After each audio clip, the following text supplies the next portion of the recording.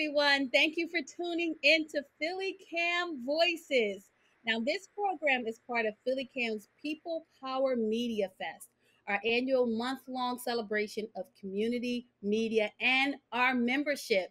This year, we are focused on sharing the ways our media can be a form of community care. Be sure to catch our conversations, workshops, and special programming focused on ways storytelling cultivates care. Tune in to be a part of the fest on cable, radio, and online. And for more information, you can visit ppmfest.org. So today we have an amazing panel of journalists and reporters. I'm going to introduce them because we want to jump right into our questions. On our panel today, we have our own, PhillyCAM's own, Leticia, and she is from the Trivete Voices, and that's the Dare Voices. So I actually like the name of her program. And then we have Maleka Fruan, and she is a writer, an artist, and a mother, and is currently the communicator organizer for the Germantown Info Hub. And we also have Henry Savage. He's the news accessibility and co-founder of Kensington Voice. And we have Solmaira, and she is also the resilience editor for the Kensington Voice. Welcome, everybody. Everybody just wave because I know we have a great panel today.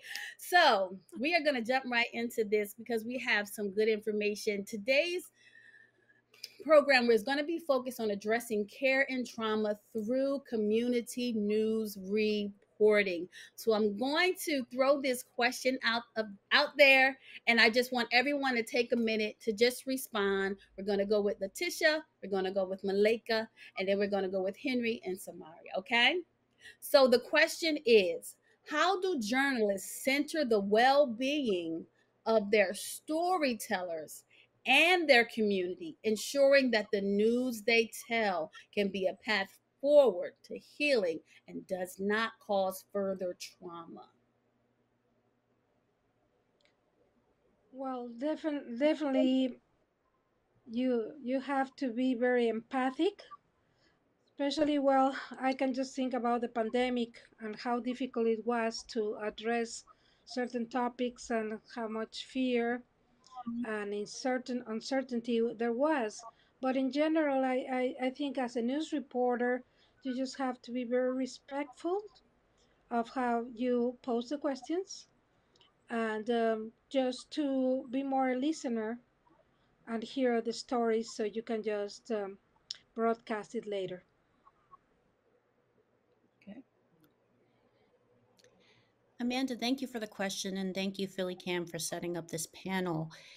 I know here in Germantown, we really try to be community centered at the Germantown Info Hub. It came out of a focus group and a community journalism project out of focus groups from Professor Wenzel at Temple University. And it really is about focusing in on the solutions in our neighborhood, and it is focusing in on what Leticia was saying, also the empathy, listening, and being in relationship.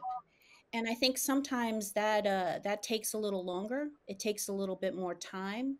It takes a little bit more of showing up with your whole self as a journalist and being vulnerable and showing up as a whole human. And sometimes that showing up as a whole human isn't really taught in journalism. We're supposed to be objective people that are just a watchdog, but really, when we're showing up as our whole selves and we're showing up in relationship, we're showing up for people in a way that we're centering your story, because your story is also my story. I am a neighbor in Germantown, and I know that that is true for what Kensington Voice does as well. Definitely. And going off of that, what Maleka just brought up too, I think a lot of what we do is trying to center autonomy and who we're interviewing and who we're reporting on, make sure that they have the autonomy in their story.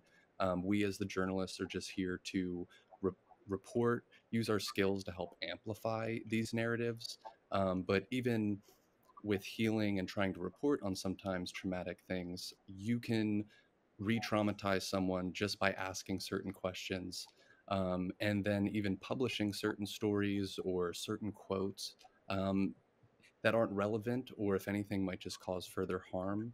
Um, you kind of have to make those calls when you're reporting on traumatic events. So I would say a big thing as well is just letting the people you're reporting on have autonomy in their story.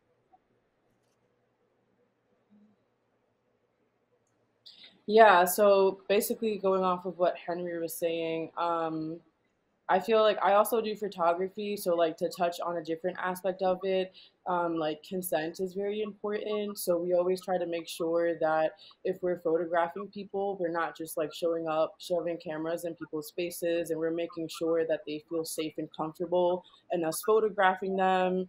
Very similar to like what we do with our interviews and like checking in with them to make sure that we're not perpetrating certain stereotypes and issues that are existing in the community. But I feel like something that's important to me, as was just mentioned, I tried to show up as myself, as a person first, and I tried to just connect with people and just spend time with them so that they can get to know me instead of just approaching it with like, this is a story I'm trying to get. And I feel like oftentimes that creates more of like a safer environment for people that we're working with.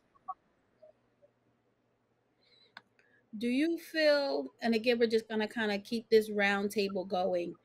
Do you feel that there's a benefit when you're telling the story of the community and you're connected to the community?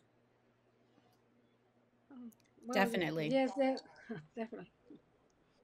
Leticia, we can Go start and ahead, keep this Leticia. round table rolling. We'll go in the same order. Okay.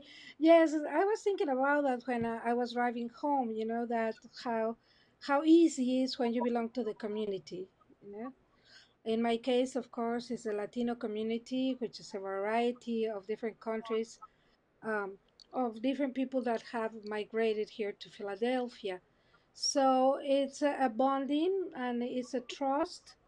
But even though I'm Mexican, it took a long time for Mexicans to trust me to share their stories. So I think you have a better understanding of what is going on because I'm an immigrant. I was uprooted. Of course, it was my choice to come to the United States, but many come to looking for better quality of life. It's not a choice. It's just like kind of being expelled from their homelands. So in that sense, I think I have a better understanding because I have been in their shoes of how to adapt to cultural shock, or for example, immigration reform. Been waiting for it for three administrations, and it seems you don't get there. So I think that in that sense, it's an advantage to be part of the community because you can understand better and put their perspective in a different angle than the mainstream does. And I wasn't born and raised in Germantown, but many of my neighbors were. But I've lived here for 16 years. So my children were born and raised here. They go to the same schools. We shop in the same stores. We go to the same kinds of organizations. We have the same kind of after school activities as many of the people that I am writing about and writing with. So I am part of the neighborhood. I care about the same things that my neighborhood does, and I'm transparent when I know that my voice isn't centering or hasn't had the same experiences. I can be very honest and clear and direct about it. And so I definitely always am learning and I'm always honest about the learning process, but I'm also a neighbor here. And the stories that people are creating are also the stories that my family is creating. Mm, yes. I think another point too with community journalism and the benefit of being connected with your sources, being connected with the places you're going to put your news in, it creates a better impact for your news organization and your community as a whole too. Because a lot of times with traditional newsrooms or news outlets where it's just a story to get a story, there's a lot of turnover of stories. The business model is to turn profits.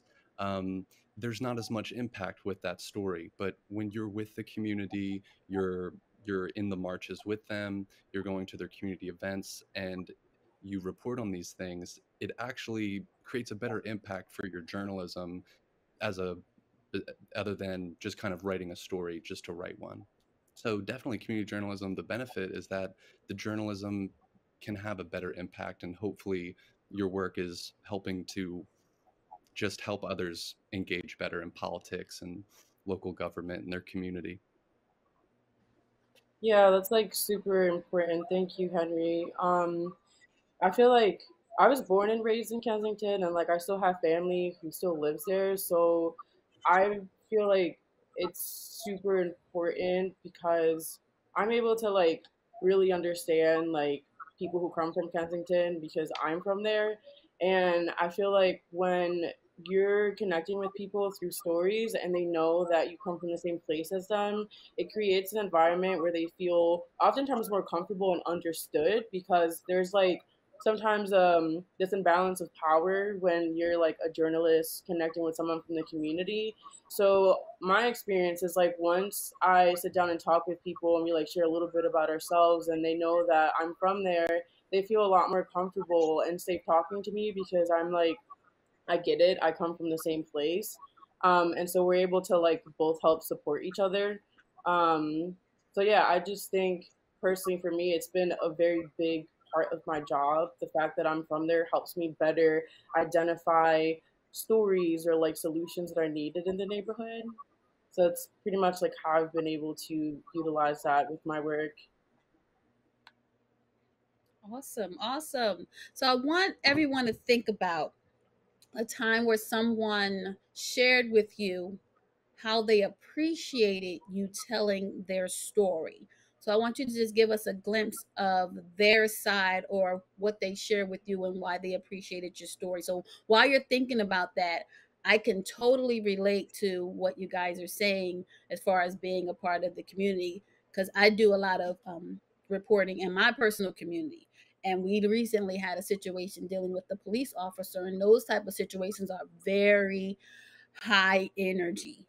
And as everyone was coming up, I found myself, I was, walked up and a young lady looked at me, every kind of everybody, there's I in everybody that comes up. Like, who is that? Who is that? And one of the ladies, and I did never open my mouth, and she said, she's one of the reporters, but she's with us. She knew the work that I did in the community and it made a difference. I was going anyway, and it just kind of took me because I never actually heard anyone say it, but I'm standing there and they look and they kind of like, oh, okay. And they kind of just relaxed and just kind of went about their conversation once they were, she was aware, like, no, she's with us. And it just made me feel proud about the way that I tell my stories or tell the community story because that showed me that she appreciated the way that I told the story. And it was the truth and it was honest. So give us a thought or an experience where someone appreciated you telling their story and just kind of give us a glimpse of their view. Same order. Well, mainly not only the Latino community, but when there was the Pride Fest in Bucks County, and I mean the organizers were grateful that it was covered, since it was not a lot of press covering it, but it's just so important. It was the first time that Bucks Montgomery County had their Pride Fest, and it was not in June, it was in another month. So that's one example of how community news reporting um, is rewarding also for the interviewees as well as you as the interviewer.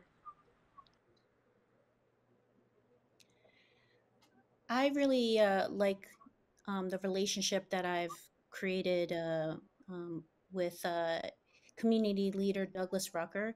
He started his own Chew and Chelton CDC in East Germantown, and in the area at Chew and Chelton, there's a lot of gun violence. And one of the things that he wanted to do was just create a community center.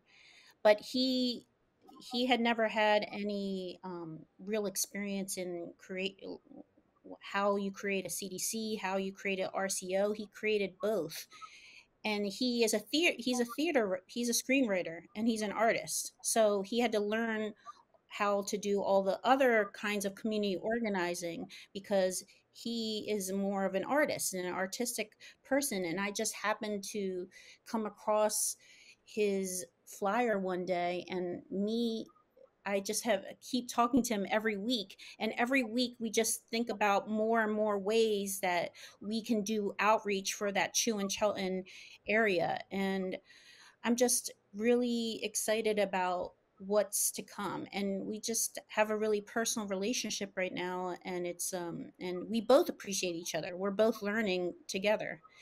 And one more quick example is we did a radio program on the Germantown Mutual Aid Fund, and someone listened to it and then donated $1,000 to the Germantown Mutual Aid Fund. So That they was a good definitely story. appreciate that. But yes, I'm sure Kensington Voice has got some good stories.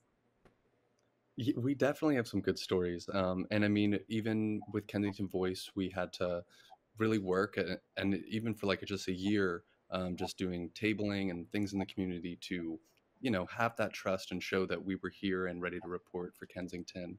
But kind of the small wins of when you cover a local event. We covered a protest in the summer of 2020, when the Harrogate Civic Association and other organizations gathered at Kensington and Allegheny to send a message to City Hall to say, we'd really like to see some changes in Kensington and some improvement. And just seeing someone say, hey, Kensington Voice gave us an accurate depiction of what this protest was and gave us a platform. I think that's big. And then more recently, reporting with my colleague Aaron Blewett, we were looking at some of the housing and overdose crises that are happening in Kensington and how that's led to encampments in the neighborhood. And one of the people we spoke to told my colleague Aaron that it was the first time that he felt like he wasn't being traumatized by the press, because a lot of times when you talk about these topics, they're very divisive and a lot of fingers get pointed and there's a lot of arguing that happens. And I think sometimes when you just let people share their story without having to tie it to a bigger narrative or misconstrue things, I think it means a lot to people. So that is definitely hearing someone say that you are doing something right with this story is always a W. I think my most recent experience where I can think where someone was like really thankful for work we did together.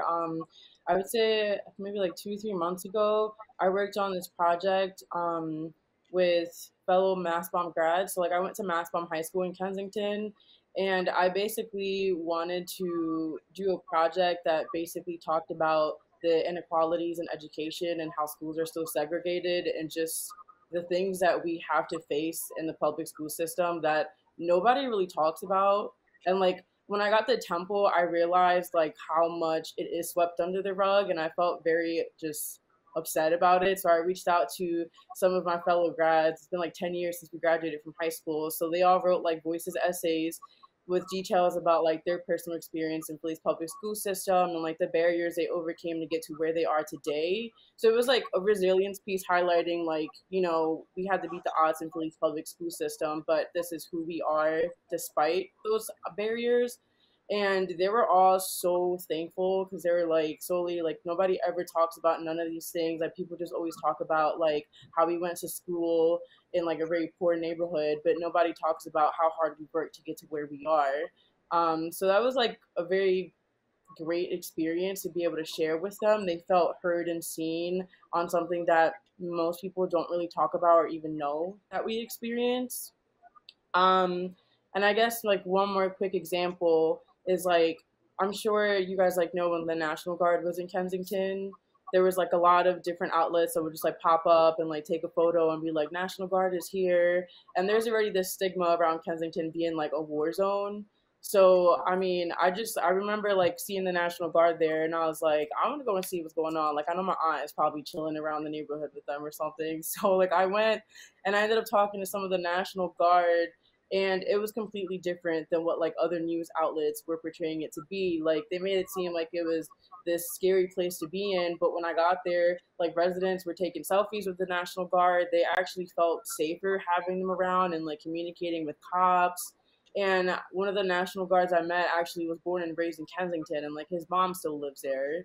So that was like, I think, a perfect example of a time where um, it was an event that I feel most outlets weren't accurately, they weren't taking the time in the neighborhood to see what was actually happening. And a lot of the people I talked to were very thankful. They were like, nah, like it's actually not that bad having them around here. Like I'm glad that this story was told. And um yeah, sorry, that was an abrupt cut.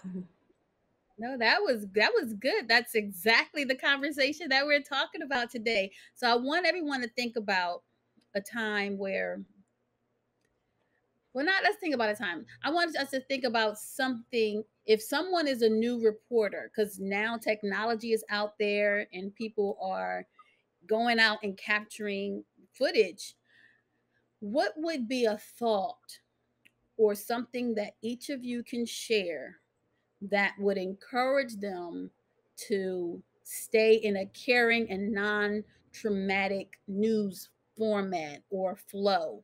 Because I know for me, it makes a difference. Like you're stating, like you go out there and it's like, wait a minute, that's not what was reported. That's totally different, because recently I had flew to Miami and I thought I was gonna have to wear a hazmat suit because they were saying nobody was wearing masks and nobody was, quarantining. Nobody was concerned about COVID. As soon as I get to the hotel, the concierge almost tackled me. He's like, "Where's your mask?" I was like, "Oh, I thought y'all was open. I thought y'all wasn't wearing masks." But that's what I saw on the news. So, but when I get there, nope, they're wearing masks. They're required to wear masks, but it depends on who's reporting the story.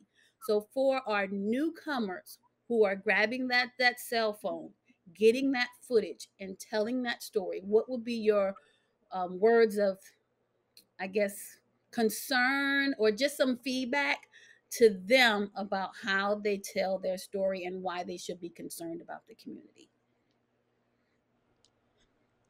Wow, that's a difficult question. Really, it as you say, everybody can grab their cell phone and go viral, and you see images without a context. So that's one.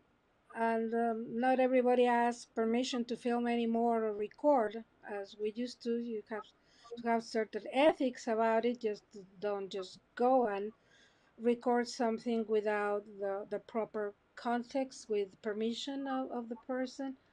And that would be um, really just, I would say, to the newcomers, just have a purpose. What is your purpose? And on how you're going to document this story, what are you going to do with this information, because it's invasive, it could be hurtful. So there are many ways that it can be just to put out of context, distortionate, or cause harm to somebody. And it's not easy to repair, because once you do it, they put it in print or it goes viral. That's a lot of responsibility for the ones we know what we're doing, but the responsibility for the newcomers. So I just would say, hey, just be tactful. Just it's just a matter of what they taught us when we were growing up. You're polite, you just don't go and trespass some barriers or boundaries. Yeah. Thank you. You make such a good point, Leticia. Just like being really intentional about it. It seems like common sense, but I think sometimes with the clickbait and fast journalism that we're seeing, sometimes I think that people forget that. And let me quote my colleague Rashid Ajamu in a discussion that we had recently. He said, "Just think about Would you want to be covered that way? How would you want your story to be told? This seems like common sense, but sometimes I think people aren't thinking that way. Think about how you would want your narrative out there. Think about how you would want your story told. Think about how you would want your organization covered, and really go with that. I mean, go even deeper than that, and really and think about, because like Leticia said, once it's out there, and media, as we all know, is really powerful. Everyone thinks that we are the the end all be all, and so that story, when it's out there, is what people think your story is. And so we need to be so careful with it. So Thank you. true. And I think y'all have it's funny, you all said it exactly the way I was thinking too, where consent number one, and then purpose, like y'all have said, and intention, and constantly asking yourself, why am I doing this story? Even before you're about to publish, like, is this a story that is going to do my community right? Is this something that should be reported on? And if you can answer all those questions, you're in a good spot. But I would always say, yeah, consent, and just throughout your interviews, throughout the photography, throughout editing, just making sure that people are okay with sharing certain parts of their story, um, and just being very transparent about your purpose too. So yeah. Awesome. Everybody did a really great job because I was about to say like all of these things.